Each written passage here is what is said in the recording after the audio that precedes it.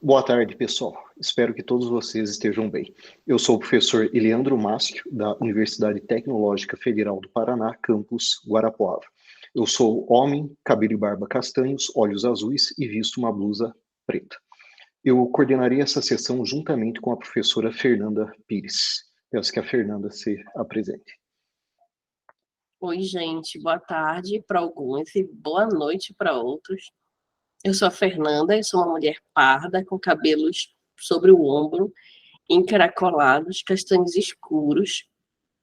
Ao meu fundo disseram que era legal ter um fundo branco, mas eu tenho um fundo com alguns livros, uma estante com alguns brinquedos, alguma coisa assim.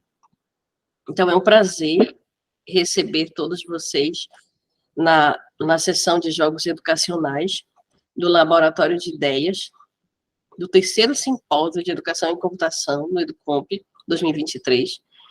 O EduComp ele é realizado pela Sociedade Brasileira de Computação, da ASBC, através do GIEC, né, que é o Grupo de Interesse em Educação e Computação, está sendo sediado esse ano virtualmente pela Universidade Federal Rural de Pernambuco.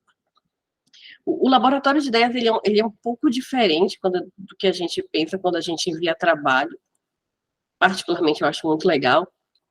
Ele é um espaço de acolhimento de trabalhos iniciais, com o objetivo principal de compartilhar essas experiências e sugestões, dando feedback às pessoas autoras e, assim, ajudando-as a evoluir nos seus trabalhos.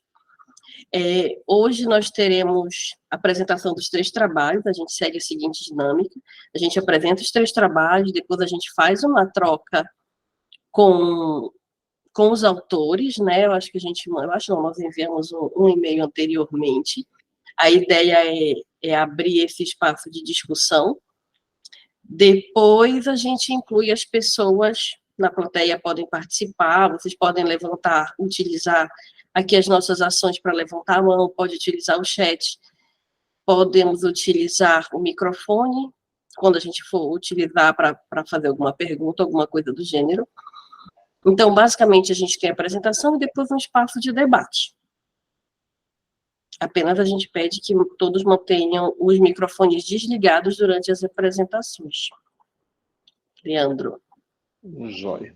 Então, sintam-se acolhidos, aproveitemos muito bem esse tempo nosso e vamos iniciar essa última sessão do Laboratório de Ideias com a apresentação do trabalho intitulado Araíma, um jogo para incentivar a aprendizagem sobre computação na educação básica.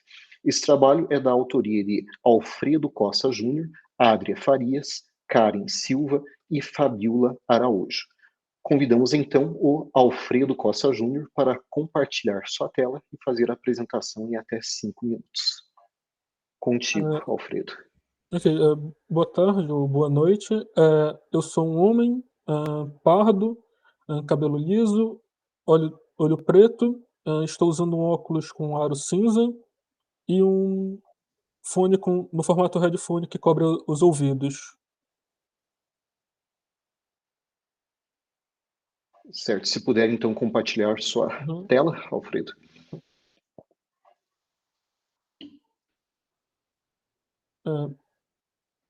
Ok, como já foi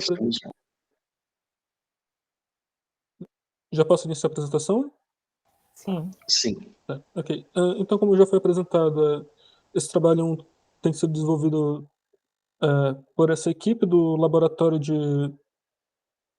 Interação Humano-Computador da UFPA, com apoio da CAPES e do PROEX, a Pró-Reitoria de Extensão da UFPA. A motivação do trabalho surgiu após a realização do mapeamento sistemático da literatura, onde a gente estava buscando entender como é que estavam as pesquisas relacionadas à aprendizagem tangencial, que no caso seria uma forma de que mídias de entretenimento poderiam estar motivando pessoas quando elas citam alguns eventos históricos ou fatos, e então, devido a esse vínculo afetivo que a pessoa teria com esta obra, ela poderia se sentir motivada a pesquisar mais sobre esse assunto. Nós verificamos que a maioria dessas obras tipo, após o mapeamento tangencial, que as pesquisas estavam muito voltadas para a área de história, então nós pensamos em verificar a viabilidade de utilizar a aprendizagem tangencial como um fator de motivação para a aprendizagem da computação e iniciamos o desenvolvimento do jogo Araima. O jogo está sendo desenvolvido com arte no tipo pixel art. Ele seria um jogo de ação e aventura, como os jogos, assim, a título de exemplo, da série The Legend of Zelda. A visão da câmera é top-down e a arte inspirada em jogos de 32 bits. O jogo está dividido em 3 áreas, que funcionam mais ou menos como fases, onde a primeira área, em cada uma dessas áreas, é apresentado um tema relativo a eixos da computação que foram estabelecidos pela SBC em um documento de diretrizes para o ensino da computação. A primeira área, que é a Ilha da Tempestade, seriam apresentados um assunto relativo ao pensamento computacional, que no caso seria a ideia de listas e arrays. Na segunda ilha, a Ilha da Melodia, ela possui missões que são relativas ao mundo digital, envolvendo o conceito de rede de comunicação e internet. E a última ilha, que é a Ilha da Sentinela, que ela envolve, no caso, o eixo da cultura digital e abordaria os impactos que a tecnologia poderia ter com o meio ambiente. Os personagens eles foram inspirados em lendas amazônicas, tendo como base o que a pesquisadora Flávia Gazi classifica como sincretismo mitológico.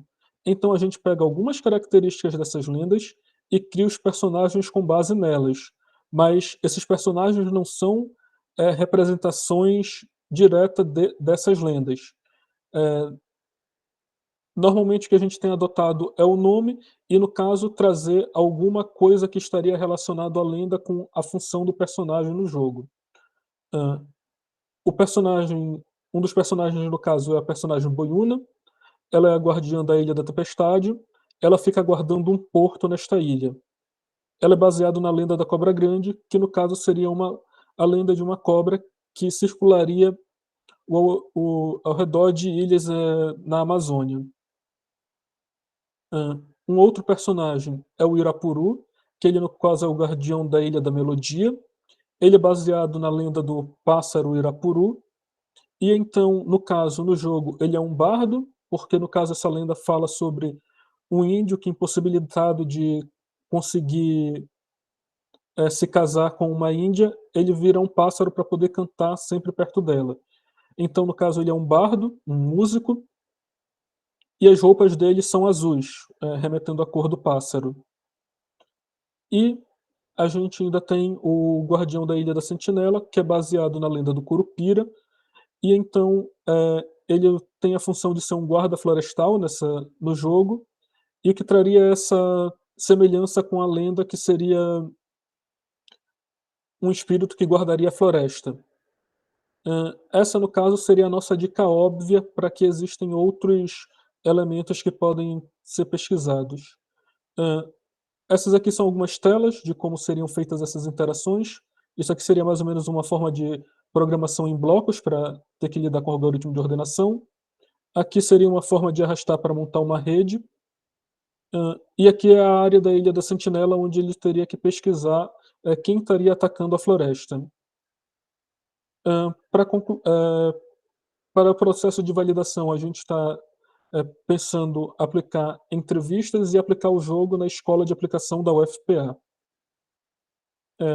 Esse trabalho foi realizado com o apoio do CAPES e do PROEX da UFPA. Essas são as nossas referências resumidas para esse trabalho. Obrigado. Certo. Agradecemos, então, ao Alfredo Costa Júnior por ter compartilhado conosco os resultados do trabalho. O Alfredo foi preciso aí nos 5 minutos. E seguimos, então, para o segundo trabalho. A dinâmica, ela é a sequência dos 3 trabalhos apresentados para que depois haja a discussão. Então, a gente segue na nossa sessão. E agora a apresentação do segundo trabalho, autoria do Daniel Nipo, intitulado Avaliação de Aprendizagem por Jogos e Pensamento Computacional, centrado na resolução de problemas.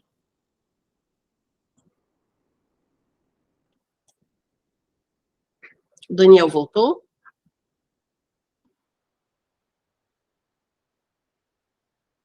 Daniel, você consegue nos ouvir? O Daniel estava online. Ele está instável. Ele está instável. Será que a gente consegue passar para o outro e depois retorna? Façamos isso, façamos isso. Então, seria o terceiro trabalho e nós estamos antecipando o trabalho intitulado Jogos Digitais e Habilidades do Século XXI. Ele é da autoria de Anselmo dos Santos Rocha Júnior, João Pedro Moraes e Joacir Ferreira. Nós convidamos, então, o Anselmo dos Santos Rocha Júnior para compartilhar a tela e fazer a apresentação em até 5 minutos. Alô, boa noite, estão me escutando? Boa noite, estamos. Certo, então, bora lá.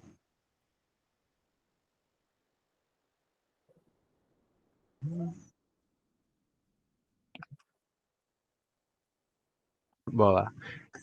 Boa noite, como já falaram, eu sou Anselmo dos Santos Rocha Júnior, eu tenho 20 anos e atualmente sou estudante de graduação no curso de Jogos Digitais no ISBA. Infelizmente, meus 2 orientadores não puderam estar presentes essa noite, mas deixo a missão honrosa a eles por esse trabalho. O trabalho é Jogos Digitais e Habilidades do Século XXI e tem como base a aplicação de um curso para analisar como estudantes do ensino médio conseguem construir as habilidades do século XXI. Inicialmente, a gente teve a motivação de construir esse trabalho para analisar como o século... Desculpa, eu tô um pouco nervoso. Mas a gente teve como motivação analisar esse trabalho. A gente teve como motivação criar esse trabalho para analisar como os atuais estudantes, os atuais futuros trabalhadores conseguem desenvolver novas habilidades a partir da criação de um curso de jogos. Essas habilidades podem ser de 3 tipos que a gente vai trabalhar no curso, que no caso serão a de cognição, interpessoal e intrapessoal. No caso, com o trabalho no curso, a gente quer que os estudantes consigam aprimorar as habilidades de pensamento crítico, criatividade, capacidade de resolução de problemas, cooperação, trabalho em equipe, responsabilidade, a perseverança, o profissionalismo e a ética. Falando sobre um pouco sobre o curso que a gente está aplicando. A gente está aplicando esse curso aos estudantes do ensino médio do primeiro ano de uma escola pública. A maior parte desse curso é majoritariamente de homens e com a sua faixa etária entre 14 e 17 anos. E esse curso tem como objetivo trabalhar com Scratch, com a plataforma Scratch, para a criação da lógica, ensinar aos estudantes como a base da lógica de programação, a base de design gráfico, a base de desenvolvimento de som, e depois de todo o curso, analisar como algumas habilidades foram aprimoradas depois do passar desse curso. Atualmente, a gente está na metade do curso. No caso, o curso tem previsão de ser um curso de 48 horas, que é aplicado durante 18 aulas. E atualmente a gente está na 8ª aula. Cada aula é composta de 4 horas e é realizada 2 dias na semana. E alguns dados que eu posso apresentar, por enquanto, sobre o curso é que muitos estudantes apresentaram a falta de interesse ao perceber o propósito real do curso. Que quando um curso de jogos é apresentado, muitos estudantes pensaram que eles iam jogar durante o curso e não aprender a criar um jogo. Essa diferença fez com que metade da turma saísse do curso por falta de motivação ou interesse em aprender a programar. Também tivemos a dificuldade com a lógica. Muitos alunos da escola pública, pelo menos aqui de Salvador, apresentaram dificuldades na lógica de matemática.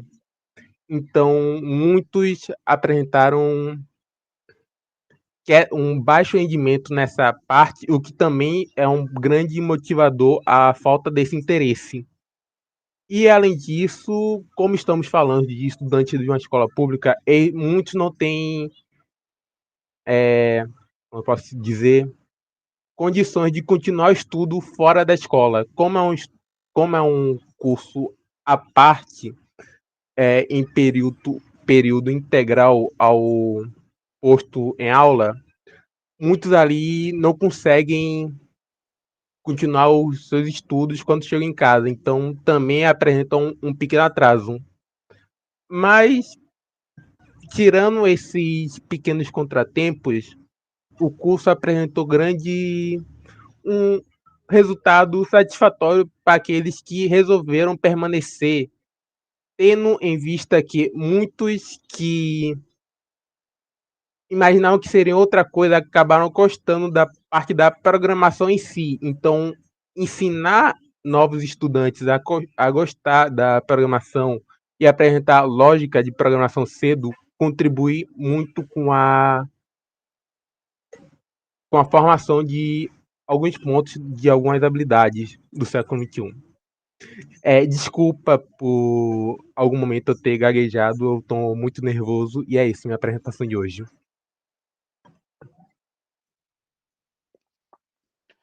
Certo.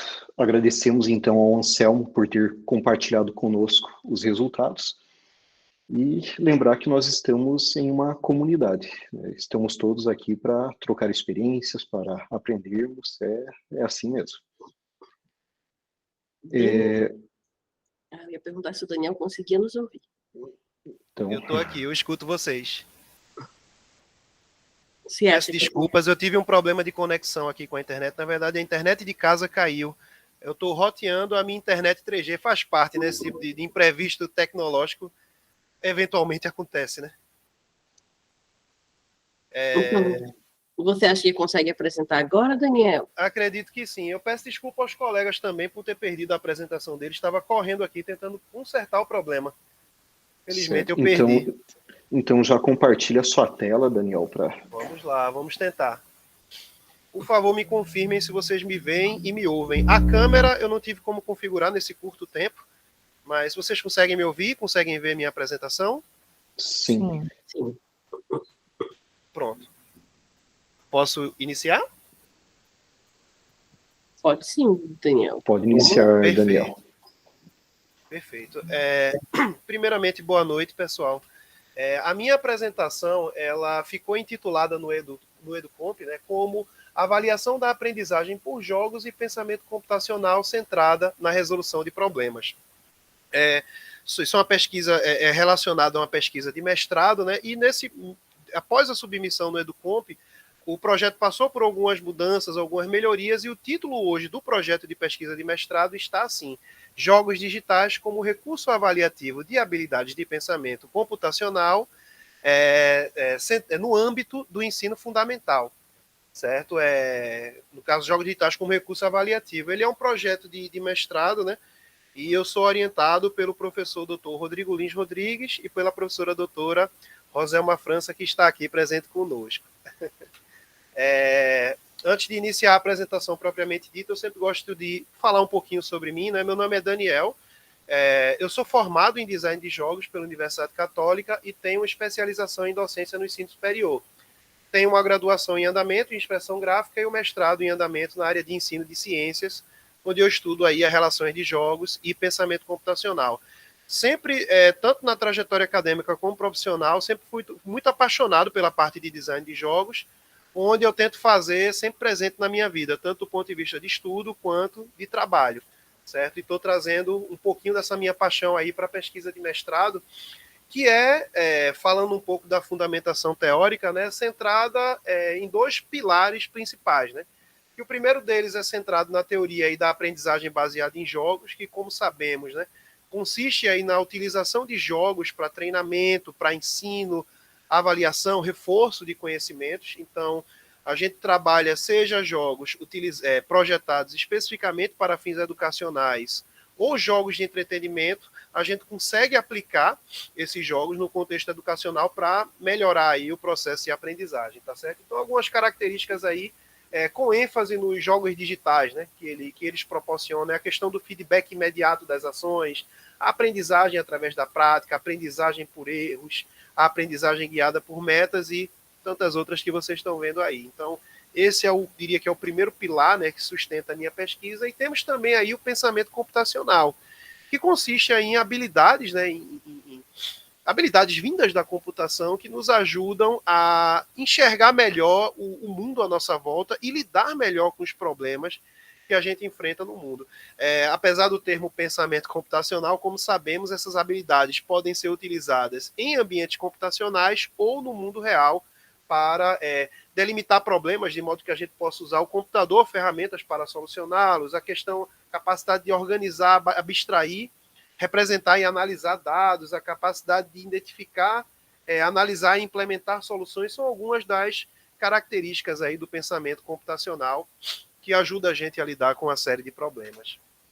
Tá certo? Então, tendo aí como embasamento os jogos digitais e o pensamento computacional, eu chego à minha hipótese de pesquisa, né? Onde no minha pesquisa de mestrado eu tenho a pretensão, né, de contribuir com a concepção de jogos e recursos educacionais aí que ajudem a fortalecer, né, a avaliação, a aprendizagem de pensamento computacional.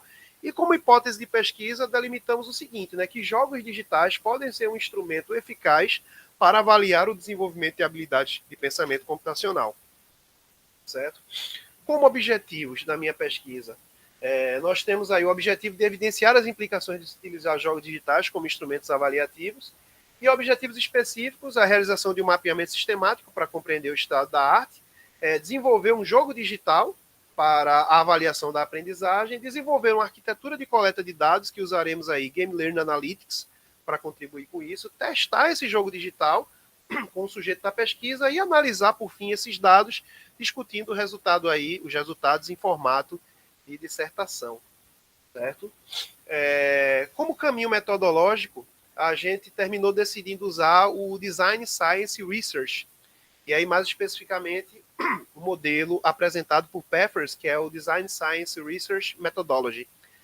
O caminho metodológico, o mapa que seguiremos, né, ele parte da identificação do problema e a motivação, que no nosso caso aqui é essa paixão de trabalhar com jogos, de tentar contribuir com os processos de aprendizagem e avaliação da aprendizagem através de jogos, e aí delimitamos o nosso objetivo, certo? Eu não expliquei, mas o DSR, né, ajuda a gente a adequar as conjecturas teóricas da pesquisa ao desenvolvimento de um artefato tecnológico, certo? Ela é bem adequada a pesquisas que têm o caminho lá científico em paralelo com o desenvolvimento de um artefato.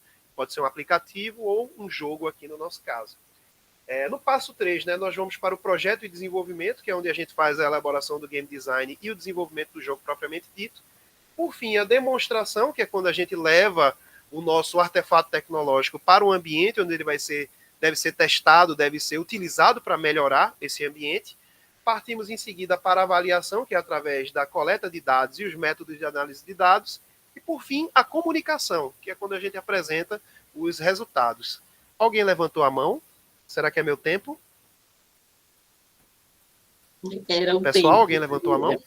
Na verdade, eu mandei um comentário. Já está acabando meu tempo, né? Eu acho que já acabou, mas pode continuar. Oh, meu Deus. Então, vou ser bem rapidinho no final aqui, só para mostrar os resultados parciais. A gente está desenvolvendo um jogo intitulado Fábulas Computacionais, que é um jogo que vai trabalhar extremamente alinhado aí com os conteúdos da BNCC para alunos de 6º ano do ensino fundamental. Então, teremos vários minigames onde trabalharemos conteúdos como tipos de dados, linguagem de programação, generalização, entre outros conteúdos. Aqui são algumas imagens dos jogos, do jogo, né, e os minigames, para vocês verem como é que está ficando. Tá certo? É um tempo bem curtinho, né, para apresentar o projeto de mestrado, mas é isso, gente, passando bem rápido algumas imagens, e aqui do processo de desenvolvimento do jogo, que está sendo feito no Blender e na Unity, tá certo? Espero que vocês tenham gostado e fico à disposição aí para tirar qualquer dúvida. Obrigado. Pessoal? Oi, estamos aqui, calma, não fomos embora. Tá certo. Eu acho que agora a gente começa o nosso espaço para discussão, né, dos 3 trabalhos.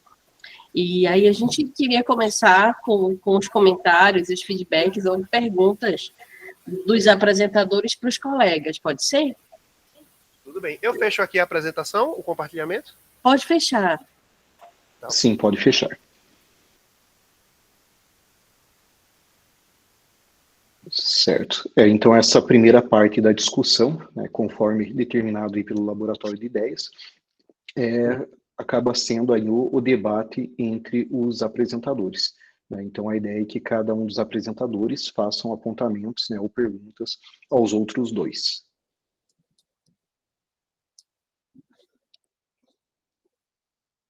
Podemos iniciar até pela própria ordem de apresentação, de repente? Gente, podem ficar bem à vontade. Eu acho que, como o Leandro falou, aqui é um espaço de acolhimento para tirar dúvida, talvez para dar uma dica. Fiquem à vontade. No caso, eu começaria fazendo as perguntas, ou as perguntas seriam primeiro para mim? Não, você começaria fazendo perguntas para os outros 2 apresentadores, né? Você se sentindo à vontade. Tá.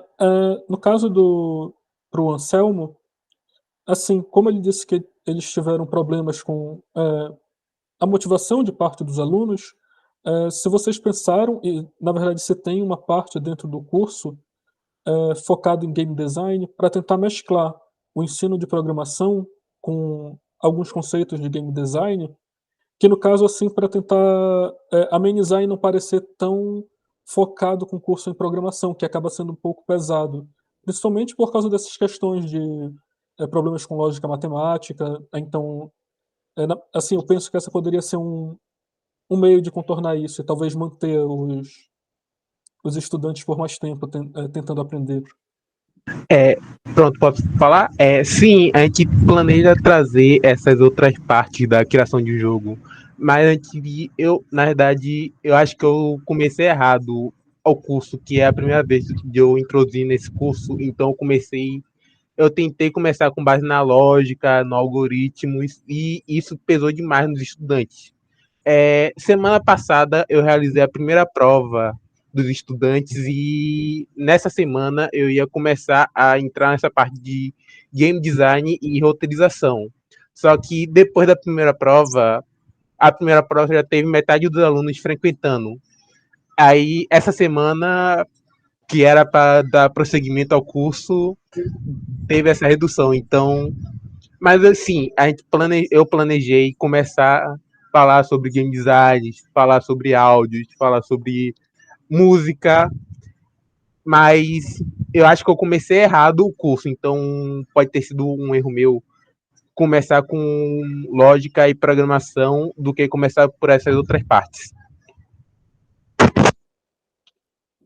Assim, eu não diria nem que necessariamente um erro, mas porque muitas dessas coisas é por tentativa e erro mesmo. A gente não tem como estar acertando tudo de uma vez. Tipo, o meu projeto, se eu fosse parar aqui para falar um monte de escorregada que eu dei ao longo do caminho aqui, que também é um projeto de mestrado, então é por isso que poderia ser até alguma coisa como alternando entre algumas coisas mais básicas de programação e outras aulas com esse foco um pouco mais em game design. Sim, continue, desculpa. Não, tipo, as minhas considerações seriam essa. Não sei se ainda tem algum comentário sobre o meu comentário.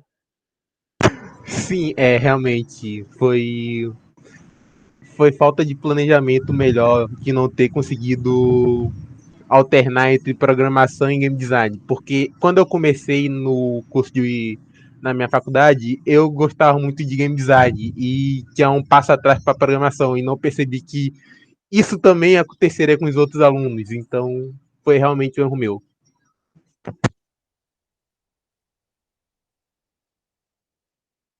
Para o projeto do Daniel, assim, ele parece estar bem documentado, assim, até para essa apresentação curta.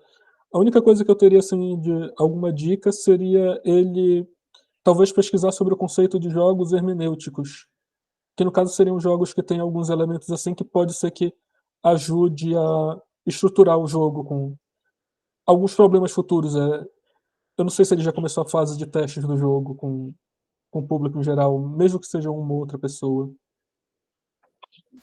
No momento, não comecei os testes, porque a gente está em fases bem assim, embrionárias de desenvolvimento. A gente começou, já tem protótipos alfa, mas não começamos a testar. Eu vou anotar aqui tua dica, jogos hermenêuticos, eu confesso que não conheço. Vou pesquisar a respeito. O professor João Matar, vou deixar o nome dele aqui no chat. Conheço o João Matar. Então, tem o livro dele sobre isso. Eu acho que o nome do livro eu não vou conseguir lembrar, acho que era todo, mas era alguma coisa como os nativos digitais aprendem. E aí, no caso, ele cita esse tipo de jogos. Ah, Um jogo que ele cita, por exemplo, que poderia ser encarado como um jogo hermenêutico, no caso, um jogo, inclusive, que é comercial, é o Animal Crossing. Porque, no caso, existem dinâmicas comerciais que teriam como fazer paralelos com dinâmicas comerciais no mundo real. sim, sim. Que aí, eu não vi tua apresentação, mas eu acho que foi tu que falasse sobre a aprendizagem tangencial, né? E eu acho que Sim. dialoga muito com isso que você está falando, né? É um jogo Sim, ali, para todos os efeitos, de entretenimento, Animal Crossing, né, o que você está falando, mas ele tem conceitos ali que podem ser transpostos para o mundo real. É o conceito da aprendizagem tangencial em ambiente de jogos, né? Aí os também, jogos hermenêuticos é nesse sentido também? do que eu lembro do texto do João Matar, era alguma coisa assim. Só que, às vezes, porque a aprendizagem tangencial acaba sendo uma coisa muito mais como deixar umas dicas, alguma coisa para incentivar, e no caso do jogo hermenêutico, tentaria, pelo que eu consigo lembrar assim do conceito, implementar isso. Seria alguma coisa como isso do Animal Crossing, ou às vezes dinâmicas de economia, por exemplo, em jogos como SimCity, acho que é SimCity, City Skylines, esses simuladores assim de organização, deve ter algumas coisas nessa dinâmica. E aí pode ajudar com algumas coisas nesse sentido no jogo. Entendi, agradeço pela dica. Vou dar uma olhada, vou pesquisar.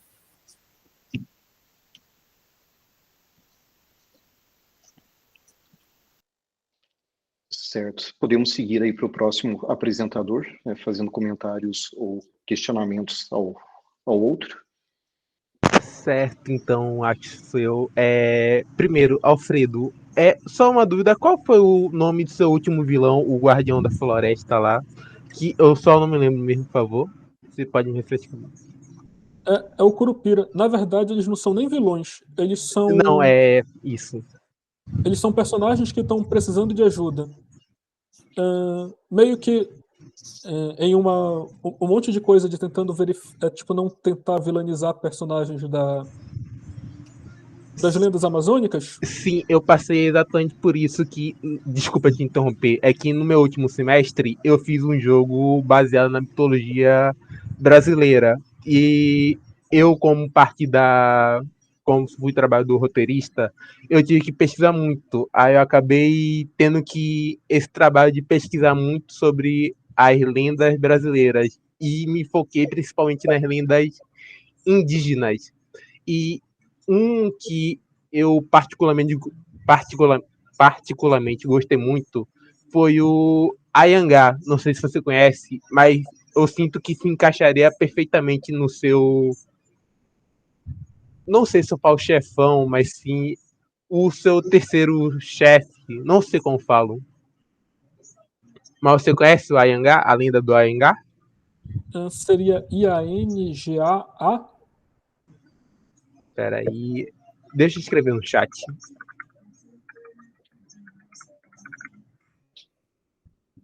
Tá, obrigado. Eu Isso vou anotar. é uma mitologia que eu gostei bastante, particularmente, mas se você não conseguir, como se fala, filtrar as pesquisas que você encontra essa divindade muito demonizada, principalmente por causa dos portugueses. Mas pelo que você quer trabalhar, eu acredito, olhando assim só de base, que esse encaixaria muito perfeitamente. Uhum, sim, obrigado. Eu vou pesquisar sim, sobre ele para adicionar, porque sim, uma das coisas que foi tentar encontrar mais detalhes para fazer a pesquisa. Nem sempre eu estava encontrando. Inclusive, na verdade, o nome do jogo, quem encontrou foi a colega que estava ajudando a Karen em em uma pesquisa de um pesquisador. Eu acho que ele não é nem brasileiro, mas ele fazia essa pesquisa com os indígenas, e aí, como tem essa cultura meio que em comum, e aí o poema foi traduzido do Mabi Guarani pro espanhol, e aí tinha esse nome Araíma, que foi de onde a gente. Entendi. E certo, e pro Daniel, só um momento. Sim, Daniel, uma dúvida, como você planeja levar os. É que eu não. Eu acho que eu me perdi nessa parte, mas como você planeja levar o seu jogo aos alunos do sexto ano? Você planeja incorporar ele no meio das aulas ou você quer levar ele por fora? Então, essa é uma pergunta que ilustra o processo que eu estou vivenciando agora, né? Como é um projeto ligado à pesquisa de mestrado, e aí qualquer pesquisa, né, que faça testes com seres humanos precisa passar pelo Conselho de Ética. Ele está tramitando atualmente no Conselho e a ideia é que eu faça testes assim diretamente com a escola. Não vai ser ligado, conectado a nenhuma disciplina específica, entende? Eu pretendo fazer o teste no TEC, e aí, assim que o projeto for aprovado pelo Conselho de Ética, eu vou poder estar levando ele para fazer esses testes com os alunos, convidar os alunos, né, a participar do teste do jogo e aí sim fazer o teste e a coleta de dados. Entendeu? Para ser mais ligado assim, né, como é um projeto ligado à tecnologia, eu pretendo levar a uma ou duas UTECs. Entendeu? Esse aqui da cidade, no caso da cidade do Recife aqui. São unidades de tecnologia, né? Entendi. E é só isso minhas perguntas. Beleza, obrigado. Acho que agora sou eu, né? Vai lá, a casa é sua, Daniel.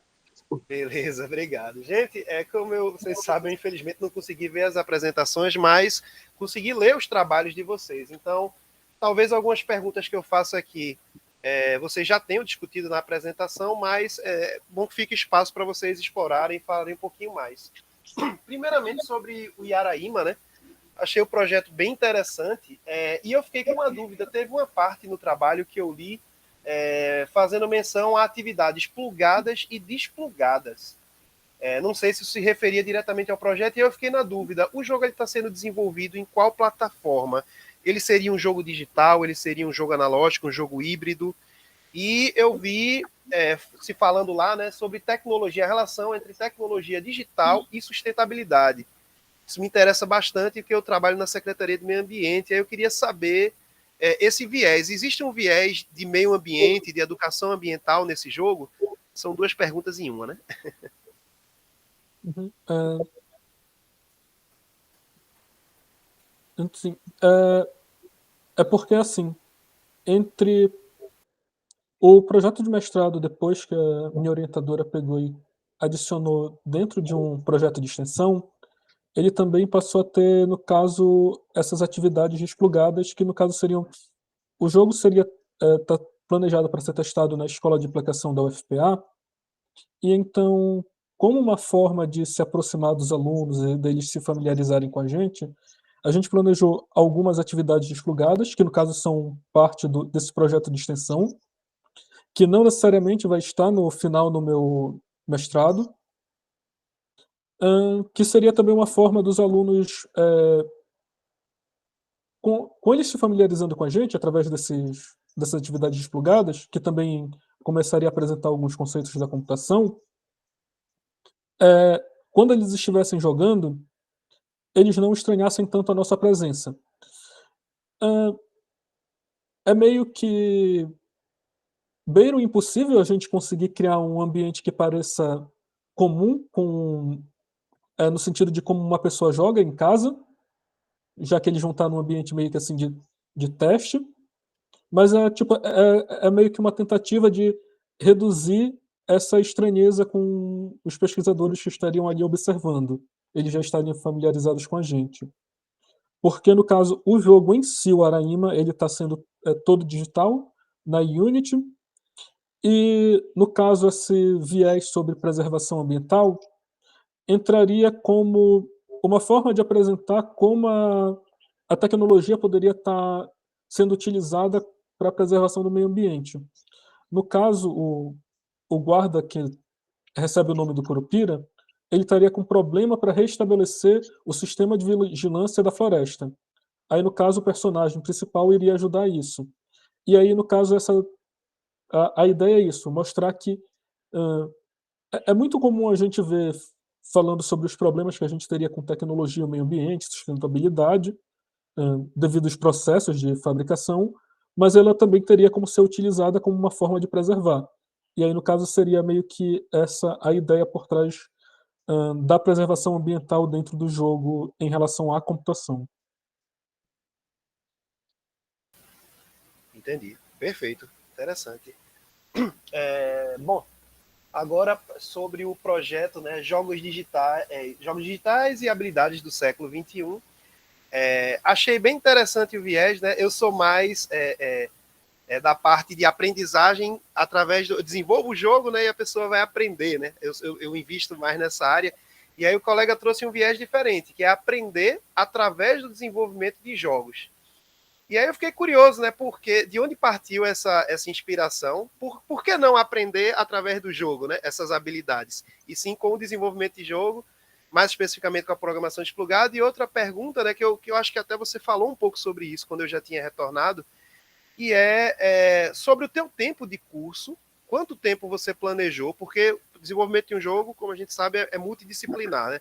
Abarca diversas áreas do conhecimento, arte, programação, som, roteiro. E aí, quanto tempo você mensurou para esse curso, né? Acho que é a primeira vez que você está fazendo, então eu sei que é um aprendizado.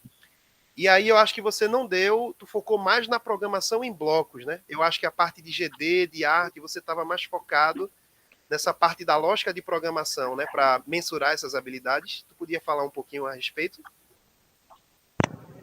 Eu vou responder essa segunda pergunta que eu acabei esquecendo da primeira, depois você poderia repetir ela, Eu por favor. volto. Certo. Mas sim, para a segunda pergunta, a gente estipulou 48 horas de curso, dividindo eles em 18 semanas.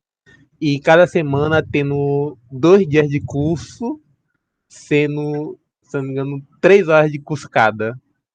Depois eu posso olhar, fazer os cálculos para ver se é isso mesmo, mas eu acho que é isso mesmo que está estipulado.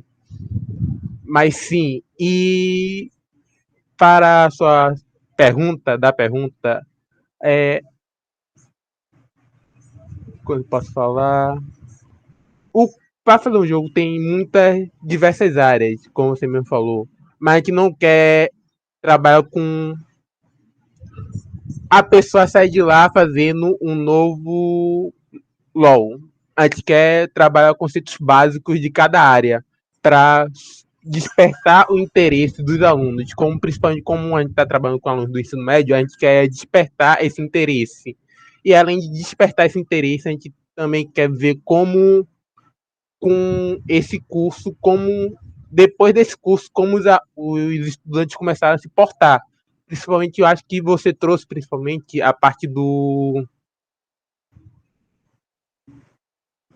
do pensamento computacional, a gente quer tratar, eu quero tratar sobre isso no curso. Então, com o curso, a gente vai só estar analisando essa parte de como os alunos começam a se portar depois dessa experiência.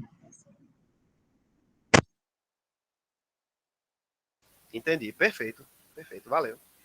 E agora você pode repetir sua primeira pergunta? Só para. Era só uma curiosidade, por que você escolheu a questão de desenvolvimento de jogos para essa questão de mensurar essas habilidades, né, do século XXI?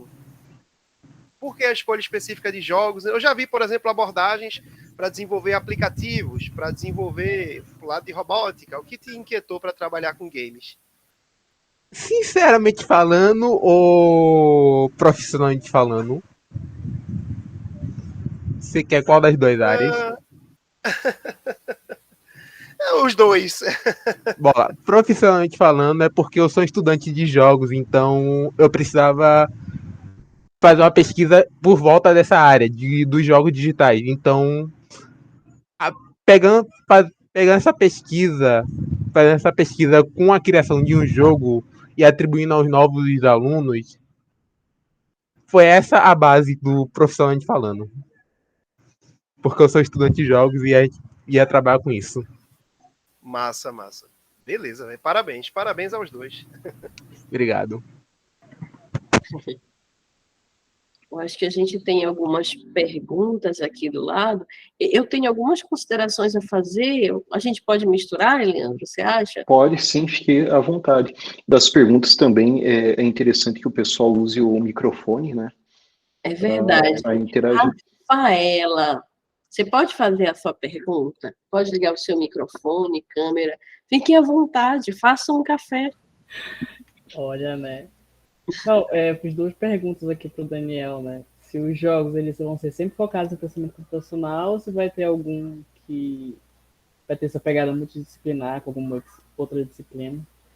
E a outra é se ele já pensa em alguma forma de avaliar o pensamento computacional por meio dos jogos ou se ele acha que esses insights vão vir só quando ele tiver os dados ali capturados com GLA. Beleza. Primeira pergunta foi no tocante à multidisciplinaridade, né?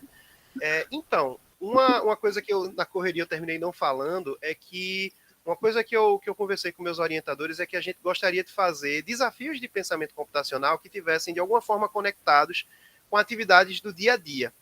Então, vai ter uma multidisciplinaridade ou transdisciplinaridade, não sei como dizer, que envolve alguns desafios que a gente encontraria no mundo real para resolver.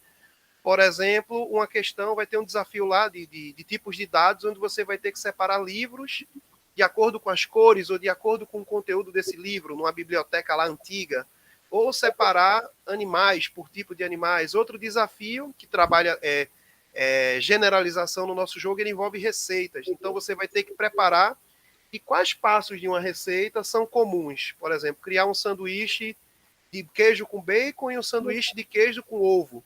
Existem passos aí que são genéricos. Então, vai estar envolvendo um pouco de pensamento computacional com um pouco de resoluções de problemas no mundo real. Outro minigame vai envolver um pouco de teoria musical para a construção de linguagem de programação através das notas musicais.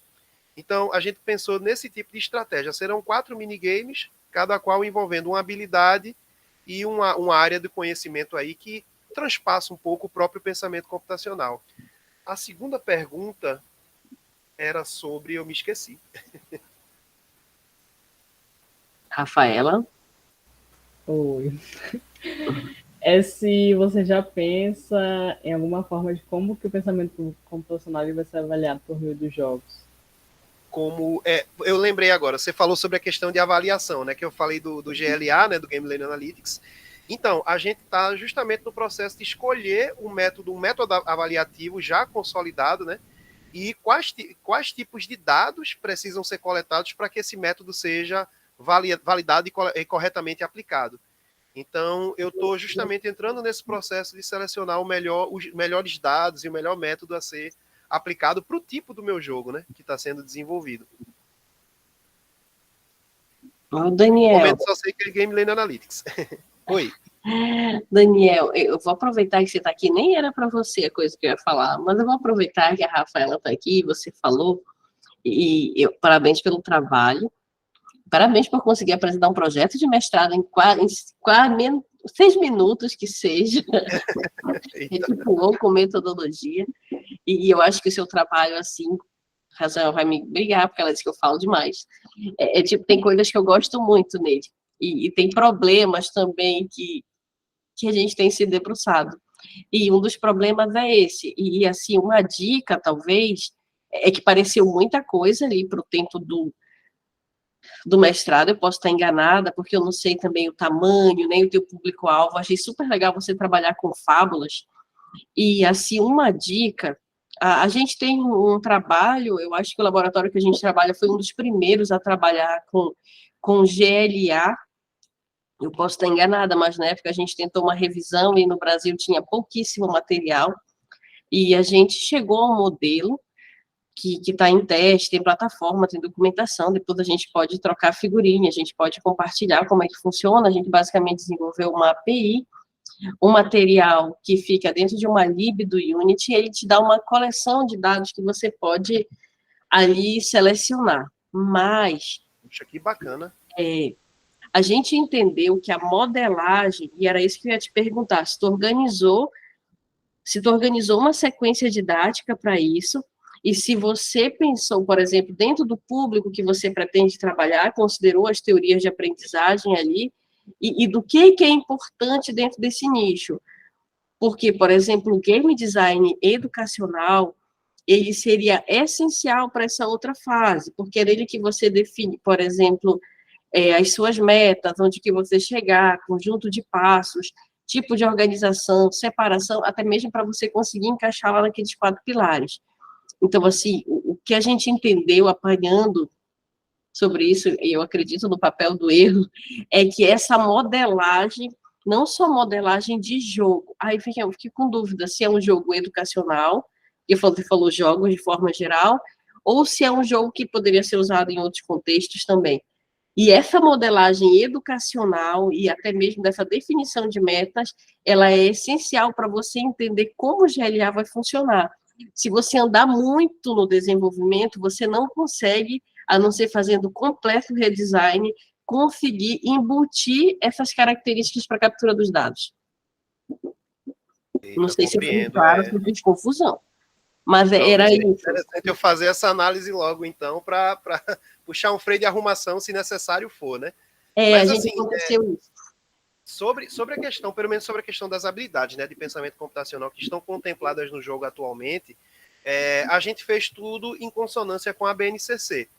Através do mapeamento sistemático que a gente fez, a gente identificou um recorte que está sendo pouquíssimo explorado, que são jogos para avaliação da aprendizagem de pensamento computacional. Então, nós tomamos essa lacuna como objeto da minha pesquisa, né? O foco do jogo não é o ensino de pensamento computacional, e sim mensurar as habilidades que estão sendo adquiridas de pensamento computacional para alunos de 6º ano. E aí, eu tomei como base para a concepção dos jogos o que está especificado na BNCC, né? De habilidades e objetos de conhecimento para os alunos de 6º ano.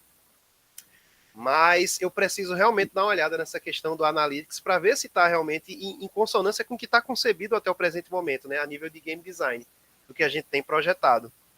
E pensamento, avaliação de pensamento computacional é um problema gigantesco. Por exemplo, tem o Dr. Scratch, e ele é, nossa, horrível. Porque quando você faz o trabalho, ele tem umas variáveis que foram categorizadas, etc. Só que quando você pega a avaliação das crianças e da forma de construir naquele ambiente e a construção lógica em papel, ou então através de histórias, ela fica completamente ao contrário, e não consegue abarcar. Por isso que eu falei que a modelagem, ela é a coisa mais importante. Eu acho legal, assim, puxar o freio, parar. Se você andar muito com desenvolvimento, é quase como se você tivesse que voltar para o zero, dependendo da arquitetura de dados que você usa. Falei muito, né? Depois a gente pode compartilhar, não sei, eu mando aqui um link.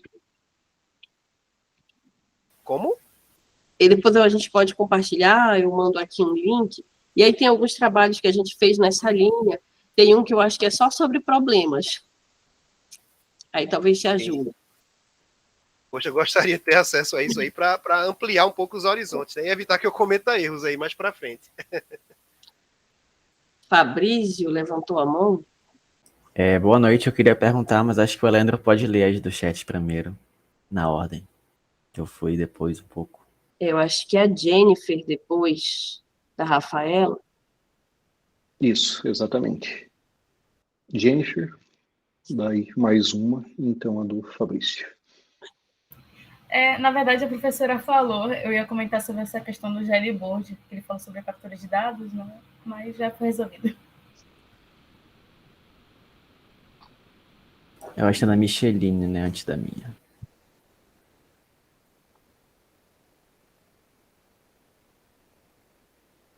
Micheline?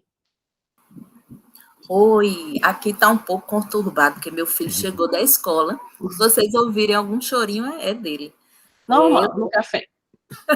Eu trabalho com essa parte de gênero e eu sei que não está sendo bem abordado, né, aqui nos trabalhos, mas o Di Anselmo falou que a maioria da turma são de homens. Isso me inquietou, né, bastante. Talvez Anselmo não saiba, né, responder agora, ou ele não tenha tido esse olhar, né, sobre o trabalho dele, mas eu deixo aqui essa reflexão, e a minha pergunta é o que ele tem feito, ou se ele pensou, né, em fazer, ao criar alguma estratégia para atrair mais o público feminino para o curso. Esse curso é bastante relevante, eu acho que é uma das estratégias interessantes para atrair as meninas para as nossas áreas, né, as áreas STEM no geral. Eu deixo aí essa reflexão, e se Anselmo não souber responder, não tem nenhum problema, Anselmo, é apenas uma inquietação minha. Primeiro, eu não sei responder isso, é porque até na minha faculdade tem muita pouca presença feminina, tanto que na minha turma de 50 alunos entrou 5 mulheres. E dessas 5 mulheres, nenhuma permaneceu. Então, é um problema que não é só desse curso, e sim de toda essa área de tecnologia, que não está atraindo esse público feminino. Mas, em comparação com os primeiros testes, as poucas mulheres que tinham nesse curso que eu estava apresentando, foram as que mais tiveram rendimentos na minha turma. E mesmo assim, elas não continuaram com o curso. Aí, só trazer esse detalhe. Entendi, Anselmo. No caso, existem meninas ainda ou todas evadiram no seu curso? Foi isso que eu entendi? No meu curso tinha 5 meninas e as 5 evadiram. Durante o decorrer do curso, uma já tinha evadido por causa de outro curso que ela ia fazer, mas quando eu apliquei a primeira prova, na semana passada, ainda restavam as 4 meninas, e das 4 meninas, as 3 tiveram os maiores rendimentos da sala, mas mesmo assim, as 4 evadiram. Isso, esse é um dos dados bastante conhecidos, né, na pesquisa que eu venho fazendo. Por mais que a gente tenha desempenho alto, mas o ambiente, os estereótipos e vários outros motivos fazem com que as meninas se afastem. Eu estou atualmente aqui em Lauro de Freitas, na Bahia, Anselma. Não sei onde você se encontra. Eu moro em Lauro de Freitas, na Bahia, impressionantemente. E, por coincidência, eu passei no concurso do IFBA como professora substituta, então a gente vai se encontrar por lá. Olha só, coincidentemente, eu estudo no IFBA. Pronto, então em breve nós iremos compartilhar, e se tu quiseres, ou eu posso deixar o meu e-mail, ou eu pego no próprio artigo para a gente compartilhar, e eu quero estar presente aí nessas suas ações também, para a gente aumentar essa quantidade de meninas nesse curso. Não foi por acaso eu estar aqui hoje, então, Fernanda e Leandro, que estão à frente aí da... Olha que legal.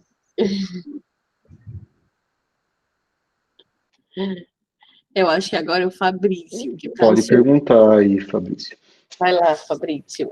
Perfeito. Primeiramente, boa noite a todos e a todas, e parabéns aos autores aí pelos trabalhos, muito interessante.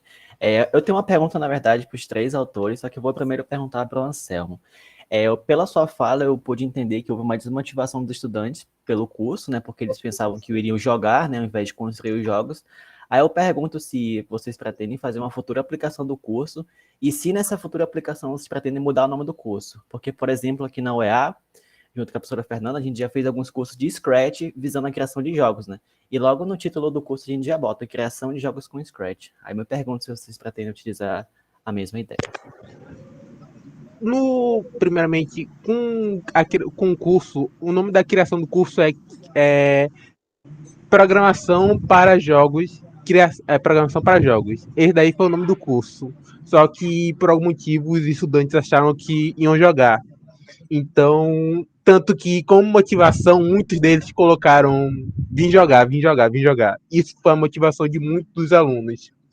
Então, eu acho que a gente não vai mudar o nome do curso, e nem como o curso seja, mas sim, eu acho que é mais um conceito de toda a educação, principalmente a questão da educação pública. E daí deve ter sido um grande desmotivação, um grande... Peraí, não sei. Um grande... Desapontamento. Isso. Acho que o Leandro falou doce ilusão, tadinhos. E no futuro a gente planeja levar esse curso a uma escola particular e analisar esses mesmos dados para ver também a discrepância desses dados. Não é o intuito da pesquisa, mas esses dados de comparação social, acho que é muito importante se ter, mesmo não sendo o foco da pesquisa. Entendi. E pelo que eu entendi também, o curso ainda está acontecendo? Isso ainda tô na metade da aplicação do curso. Ah, entendi. É porque eu fiquei curioso mais cedo se vocês tinham aplicado algum formulário no final do curso, mas como não acabou, faz sentido. Obrigado, A gente Anselmo. aplicou o formulário no começo do curso, anotou as informações, no final do curso a gente vai aplicar esse mesmo formulário e ver a evolução dos estudantes. Perfeito. Obrigado, Anselmo. Valeu demais. Bom trabalho aí. Ô, Anselmo, eu quero dizer que você tem um fã-clube, tá? Porque eu tô aqui no grupo de trabalho, tem algumas pessoas aqui, eles disseram, criaram até uma hashtag, a hashtag chama Vem pro Fink, Anselmo. Opa, eu aceito, viu? Se quiser me chamar, convidar. Ô, Anselmo, só uma dica, a gente, como o Fabrício falou, a gente teve um projeto parecido aqui, na verdade, porque a gente tem altas taxas tanto de reprovação quanto de desistência no nosso primeiro ano. E aí uma das ideias é que computação é um negócio assim muito abstrato para algumas pessoas. E realmente já vi essa história. Inclusive, acabaram de me dizer, foi assim, eu achei que eu vinha jogar aqui. E é outra coisa. E um dos temas do meu mestrado foi isso, como é que você pode desenvolver algumas habilidades, na verdade, eu trabalhei tanto com soft quanto hard skills através da criação de jogos. E, assim, uma dica, seria muita coisa para falar aqui, mas uma dica que eu dou para você é para você, talvez, tentar se desprender do peso da metodologia da sala de aula e tentar, talvez, mais uma abordagem de aprendizagem criativa. Eu sei que a gente tende a replicar o jeito que a gente aprendeu a vida toda, né? Sala de aula, alguém te mostrando, e começar de programação, eu não diria que é um erro, mas eu diria que pode ter outras formas. O que a gente tentou começar em um curso para o ensino médio foi começar de jogos, mais para fazer avaliação de lógica, de forma geral, não especificamente lógica para computação e já usando computadores. Então, talvez uma abordagem, e pensando que você está pensando, muito pensando, né? Por isso que o laboratório é Fink, eu penso muito. Bom, vamos lá, voltando. Seria juntar, talvez fazer rodas e tentar não ter um distanciamento entre você que ministra as aulas, ou o grupo que ministra as aulas, e das pessoas que aprendem.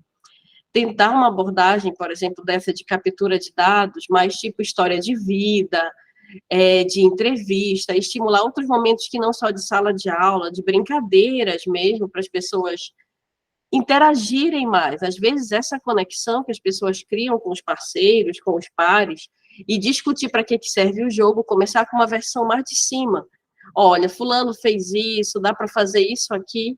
E aí eles vão querer chegar naquilo que eles viram inicialmente, porque às vezes quando a gente olha para aquilo, tipo, primeiro pensamento, eu detestava programação na faculdade quando eu comecei. Eu disse assim, gente, como é que uma tela preta vai fazer uma coisa divertida?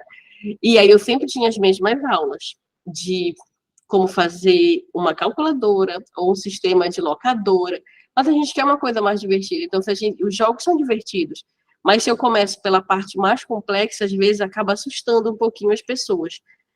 Às vezes até por aquela coisa, eu não sou capaz de fazer isso, nunca vi isso na vida. Então, algumas medidas, algumas coisas podem te ajudar nessas abordagens. E eu acho que a primeira é tentar fugir desse formato caixona, assim, quadradão da sala de aula.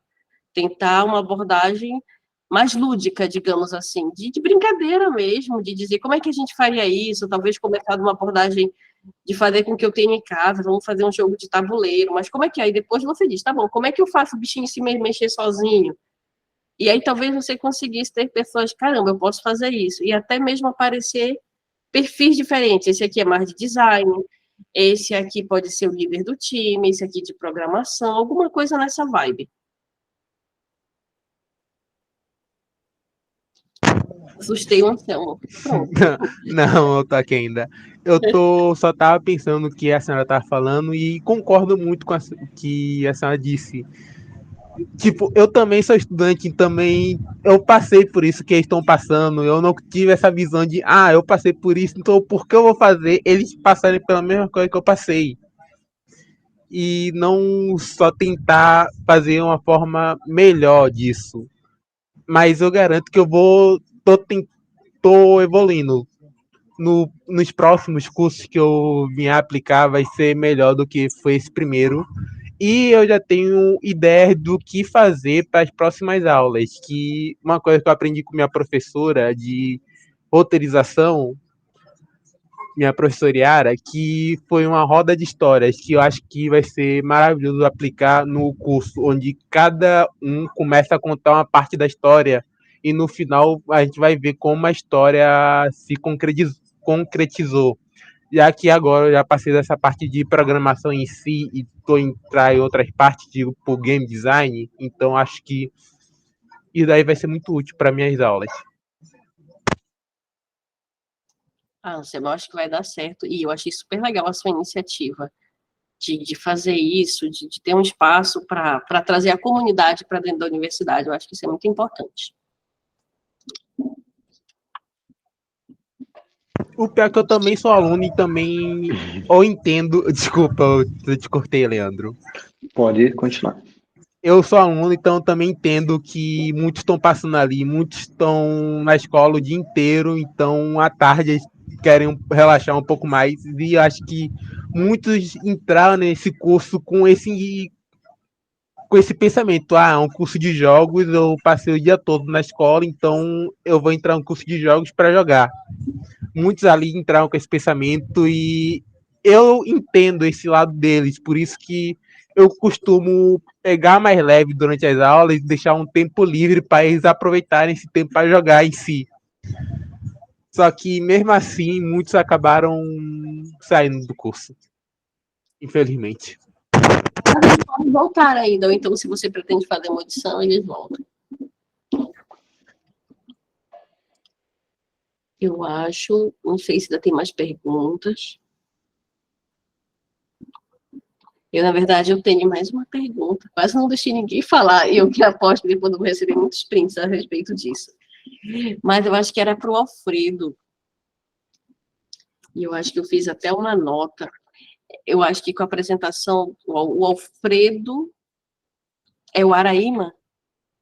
Isso. Isso. Pensei que eu tinha errado o nome do jogo, Alfredo. E é possível que isso aconteça. Eu achei legal você pegar essa pegada amazônica, e eu fiquei com algumas dúvidas. Quando eu li o seu trabalho, primeiro eu não entendi, mas agora com a sua explicação, eu acho que fica um pouquinho mais claro. E aí eu ia dizer que que talvez uma coisa legal, eu não entendi direito como é que você pensou o game design, mas umas coisas legais para serem consideradas, eu li, fui ler um pouquinho sobre aprendizagem tangencial, eu acho que é muito do que dá suporte mesmo à questão dos jogos. Agora eu tenho que falar uma coisa delicada. Dentro da comunidade, da galerinha que tá vendo os jogos, tem tido algumas discussões, e talvez fosse legal de você ver sobre se existe de fato nativos digitais. E eu vou dizer mais ou menos, pelo peso que o termo carrega. É porque se entende que todo mundo, de repente, que nasceu a partir dos anos 2000, talvez ele seja as pessoas mais inteligentes do mundo e deixem de ter determinadas necessidades de desenvolvimento cognitivo. E não seria bem nessa vibe. Na verdade, o que a gente tem são outros estímulos, como ao longo do tempo, tipo, não existia rádio, depois passou a ter rádio, não existia TV, a gente passou a TV, só que agora a gente tem um monte de outras coisas. Então, seria legal dar uma olhadinha, né, nessas questões teóricas, e talvez, dependendo de quem é o seu público, principalmente falando de questões amazônicas e dessa visão, digamos, colonialista e de computação decolonial, o termo lendas, ele vem sendo muito discutido, principalmente em alguns lugares, nesses países, digamos assim, que sofreram colonização, porque o termo lendas acaba carregando um peso muito grande, como se você estivesse subalternizando essa forma de conhecimento. Eu sou do Pará também, moro no Amazonas há sei lá, muitos anos, e a gente tem muito isso, mas essas coisas que a gente chama de lenda, elas acabam, digamos assim, norteando a vida de alguns povos. Então, acho super legal casar, talvez pudesse ser legal, não sei em que ponto do seu trabalho você está, mas dar uma olhadinha sobre essa visão de computação decolonial, pensando nesses povos e de onde é que vem a origem dessas histórias, para tentar não machucar, não sei se é a palavra, mas é mais ou menos nessa vibe. É porque alguém disse, algumas pessoas indígenas disseram isso para mim. Então, estou compartilhando. E aí, concordo com você sobre não demonizar ou não dar esse aspecto ruim, que eu acho que acaba, por exemplo, eu quando criança escutava, olha, se tu for para tal lugar, o curupira pode te machucar, etc. Mas não, a versão do curupira, por exemplo, é alguém que cuida da floresta, né? É alguém que tem muito que exerce esse trabalho, digamos assim, de protetor ambiental. Então, eu achei legal a tua proposta, e eu ia te sugerir o trabalho da professora Roselma, que está aqui em algum lugar, que é o Sertão Beach, e eu achei super legal como ela pegou uma questão local muito importante, que deve ser considerada e tratada, e juntou com material que pode ser trabalhado, por exemplo, pensamento computacional. E aí isso me levou a uma dúvida no teu trabalho, que o teu título disse assim, que você pretende para educação básica. Aí, quando eu vi a parte de redes de organização, eu fiquei um pouquinho assustada. Aí eu pensei assim, que ano da educação básica? Porque, por exemplo, até no primeiro período, arquitetura ou redes assusta um pouquinho, assim. Aí eu queria saber um pouquinho isso de ti, de como é que tu pretende levar, etc. Eu acho também muita inspiração o trabalho da Rosana. Tá, por partes, é meio que uma pergunta longa, tá. Assim, Desculpa, Alfredo. Não, é só porque eu estou tentando organizar aqui os pensamentos. Sobre o caso, tipo, de como trazer. Eu acho que agora na apresentação eu usei o termo lenda. Eu não tenho certeza agora se no texto final eu usei o termo mitologia, porque eu acho que já carrega um pouco menos desse sentido negativo. Porque sim, não tinha nada a ver com isso, mas há alguns meses atrás eu tinha visto alguma coisa, alguém comentando sobre um filme de terror, e aí eram indígenas comentando no Twitter, falando, reclamando da representação, sendo inclusive do Curupira. Eu acho que inclusive a pessoa usava o termo encantados para ele. Então eu acho que dentro da cultura deles o Curupira não é um ser, mas seriam pessoas que podem virar, eu não tenho certeza. Parte das dificuldades que eu tive foi em achar um ponto meio que mais próximo da original, tipo, um texto que fosse mais próximo do original deles, ou de algum povo, tipo, porque ainda tem isso. Porque no fim de tudo a gente aglutinou tudo como se fosse uma coisa só, mas muitas das vezes são culturas diferentes, que talvez tenham alguma semelhança, da mesma forma como a gente encontra semelhança entre histórias, sei lá, histórias bíblicas com histórias de outros povos. Então, eu não sei se é algumas coisas assim, mas eu tentei, e foi por isso também que acabou sendo uma escolha, até para não ficar que inicialmente eu achei que poderia parecer muito infantil, querer trazer as lendas diretamente, aí então eu peguei esse conceito de sincretismo mitológico. Então, eu pego algumas características, eu tentei fazer o que é chamado de eu não estou lembrando agora o nome, que é basicamente uma análise sobre um mito, sobre uma mitologia, para tentar entender quais são os elementos e onde ele teria elementos em comum com outros mitos. E daí foi daí que eu destaquei, bem, já que no caso da boiuna, por exemplo, ela é uma cobra que no caso ficaria às margens de rios, então ela vai ser a guardiã de um porto. Aí ela carrega esse nome. Então foi mais ou menos esse processo que é bastante interdisciplinar. Tanto é que no caso essas coisas assim, tipo de análise de mito, eu peguei da pesquisadora Flávia Gazi, que é uma jornalista e tem pesquisas nessa área.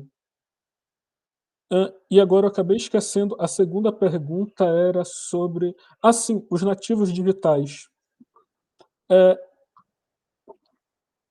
Tinham, inclusive, uma crítica sobre isso entre as críticas dos autores do artigo. E eu acho que na versão final eu até acabei retirando o termo para talvez evitar problemas de carregar isso. E sim, tem um pouco disso, mas o que eu entendo que quando utilizam os termos nativos digitais, é meio que uma generalização sobre principalmente pessoas que cresceram em grandes centros urbanos e acabaram tendo mais facilidade de ter contato com esses recursos. E daí que, no caso, teriam essa familiaridade com recursos digitais em geral. E agora eu não tenho certeza se eu consegui explicar bem todos os pontos e se eu respondi todas as perguntas. Não, acho que eu entendi sim, Alfredo, e eu entendo a tua dor, porque eu passei pela mesma coisa de procurar autores indígenas, e como são povos de tradição oral, é mais difícil encontrar material escrito. Mas eu te mandei algumas dicas, não sei, dependendo do ponto que está no trabalho, se você pretende levar isso para depois, que me ajudaram bastante nesse processo de entender e até mesmo separar a história de que povo e escolher uma nomenclatura para seguir, alguma coisa do gênero. Faltou só uma, de para quem é do seu jogo. Ah, sim. Assim, sim. E como assusta, no caso, o público-alvo agora está sendo... Ainda ficou isso. A gente pegou o sexto ano por ser o mais avançado, só que a gente pegou as diretrizes da SBC, que no caso seria o que foi tomado como base para BNCC, que no caso é para começar a ter esses passos, e aí no caso estava lá essas coisas de redes. E sim, tinha várias coisas que...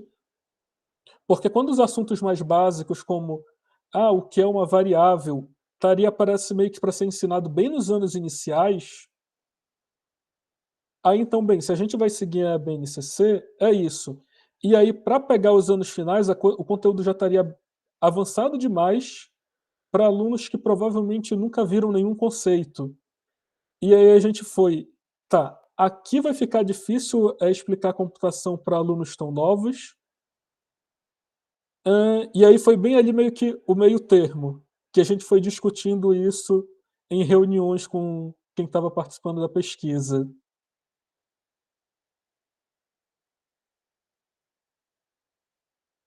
Eu acho que eu entendi, Alfredo. Jóia. Pessoal, seguinte, eu sou a pessoa que vai dar uma triste notícia para vocês. Vocês já imaginam qual? Exatamente. Então, meus queridos, parabéns aí aos autores pelos belíssimos trabalhos. Também estendo, né, os parabéns aí a todo o público, né, a toda a plateia aí que ajudou a discutir esses trabalhos, geraram discussões aí riquíssimas. Agradeço também a Fernanda pela ajuda aí com a condução.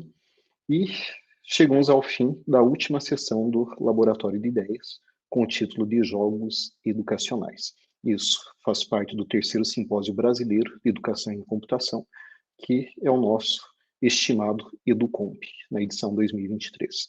Foi ótimo estar aqui com vocês, conhecendo um pouco aí das pesquisas, das universidades, dos dilemas, né, e um pouco mais da nossa comunidade. Pessoal, até breve, confiram a programação aí do EduComp e continuem conosco. Um abração aí a todos vocês.